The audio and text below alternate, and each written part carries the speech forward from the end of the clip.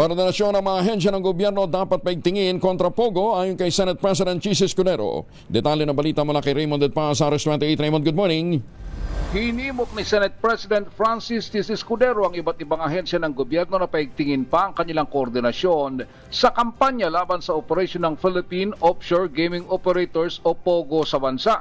Ito ay kasunod ng mga operations na nagresulta sa pagkabuking ng mga underground POGO operations matapos ipagbawal simula pa noong December 31, 2024. Ayon kay Escudero, mukhang may problema sa koordinasyon sa pagitan ng Bureau of Immigration, Presidential Anti-Organized Crime Commission, Philippine National Police, National Bureau of Investigation at Philippine Amusement and Gaming Corporation o PAGCOR.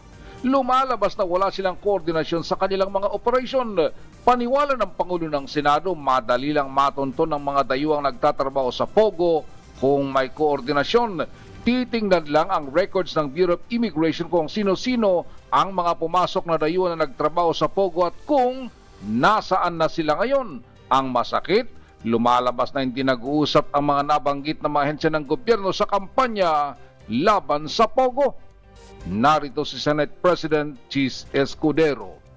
Ang problema sa kanila, tila galit-galitan yata sila at hindi sila nag-coordinate at nag-uusap.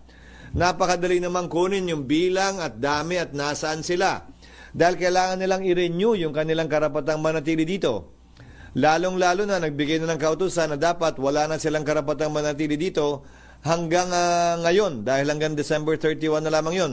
Sana paigtingin pa nila ang kanilang koordinasyon kaugnay sa bagay na yan para sa gayon ay hindi napapahiya ang pamahalaan kaugnay sa pananatili ng ilan pang remnants ng POGO dito sa ating bansa. Ito si RH28 Raymond Adpaz para sa DZRH, una sa Pilipinas, una sa Pilipino.